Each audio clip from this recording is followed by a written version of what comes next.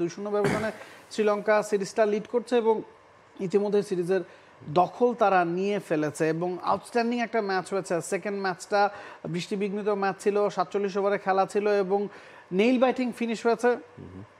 209 রানে নিউজিল্যান্ড যখন all out হয়ে যায় তখন আসলে ভাবা যায়নি যে শ্রীলঙ্কা এই ম্যাচটা জিততে তাদের এত কাঠখড় পোহাতে হবে। তবে নিউজিল্যান্ড স্পিনারদেরকে আসলে মূল ক্রেডিটটা দিতে হবে। মাইকেল ব্রেসওয়েল, মিচেল স্যান্টনার তারা যেভাবে বল করেছেন, উইকেট পেয়েছেন, শ্রীলঙ্কাকে কিন্তু ভালোই বিপদে এই নিউজিল্যান্ড ফেলতে সক্ষম হয়েছে। অ্যাবসলিউটলি। মার্ক চ্যাপম্যান 76 রান তিনি করেছিলেন সর্বোচ্চ 81 বল খেলে। মিচেল হে তিনি 49 রান করেছিলেন, 26 রানে ইয়াংও করেছিলেন। থিকসানা 3টা উইকেট নিয়েছেন এবং তার সঙ্গে ভ্যান্ডেসারি তিনি 3টা উইকেট নিয়েছেন। দেখা গেছে যে শ্রীলঙ্কার স্পিনাররা অনেক ডমিনেট করে বোলিং করেছে। কুশল মেন্ডিস 74 রান করেছিলেন, অপরাজিত ছিলেন। পাথুম নিসাঙ্কা 28 রান করেছেন, থিকসানা 27 রান করেছেন।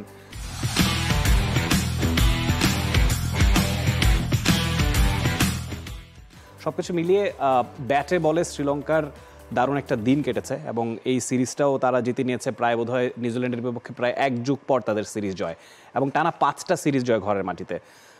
বলাই যায় শ্রীলঙ্কার আসলে যে একটা খারাপ ফেস যাচ্ছিল মাঝখানে, আমি বলবো যে ইকোনমিক্যালি তাদের দেশের অবস্থা থেকে সবকিছু মিলে রাজনৈতিক প্রেক্ষাপট এড়িয়ে এখন কিন্তু শ্রীলঙ্কা দারুণ ছন্দে আছে এবং মনে হয় মেন্ডিসকে ক্রেডিটটা দিতে হবে। যেভাবে তিনি একটা প্রান্ত আটকে রেখেছিলেন, আস্কিং রানের সাথে তাল মিলিয়েছেন, hats off to him.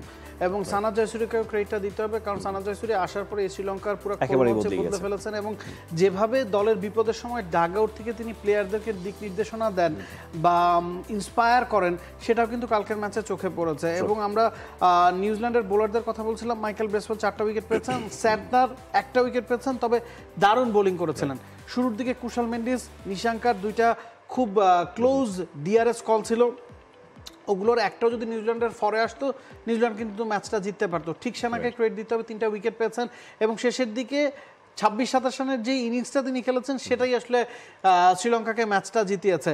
New Zealand এখানে আমার কাছে মনে হয় একটু যখন 36 বা 37 ওভারে খেলা চলছিল তাদের রান ছিল 176, সে হাতে 6 উইকেট তাদের ছিল। চ্যাপম্যান ক্রিজের সেট ছিলেন, হে ক্রিজের সেট ছিলেন। তারা হয়তো শেষ 10 ওভারে, যেহেতু 47 ওভারের ম্যাচ ছিল, 10 ওভারে 80-90 রান করার টার্গেট নিয়েছিল এবং 250-এর উপর একটা টার্গেট দেওয়ার চেষ্টা করছিল শ্রীলঙ্কাকে এবং ওই টার্গেটের পিছনে ছুটতে গিয়ে তারা হয়তো ক্যালকুলেশনটা খানিকটা ভুল করে ফেলেছিল। 210-এর জায়গায় যদি 230 রান থাকতো সেক্ষেত্রে এই ম্যাচটা অনেক বেশি ফাইটিং হতো এবং 230 রান থাকলে শ্রীলঙ্কা তাদের ব্যাটিংয়ের সময় আস্কিং রান রেটটা নিয়ে তাদের যেরকম খুব ভাবতে হয়নি, কারণ আস্কিং রান রেটটা সবসময় 5-এর নিচে ছিল। তারা 4.5 করে রান তুলছিল, সেটাও আসলে কাভার করা যাচ্ছিল। শেষ 10 ওভারেও তাদের 50-এর ঘরে রান লাগতো। তো যদি আর 20টা রান বেশি থাকতো এবং তারা ক্যালকুলেশনটা যদি ঠিক করতো, 250-এর জায়গায় যদি 230 টার্গেট করতো, সেটা তারা ইজিলি অ্যাচিভ করতে পারতো। একটু হাই রিস্ক শট খেলতে গিয়ে কিন্তু তারা শেষ দিকে আসলে গোলমাল পাকিয়েছে এবং মনে হয়েছে যে 250 বা 60 তারা চেস করার টার্গেট সেট করার চেষ্টা করছে, ওই জায়গাটাতে তাদের ভুলটা হয়ে গেছে। And click on the bell icon. Follow us on Facebook and Instagram.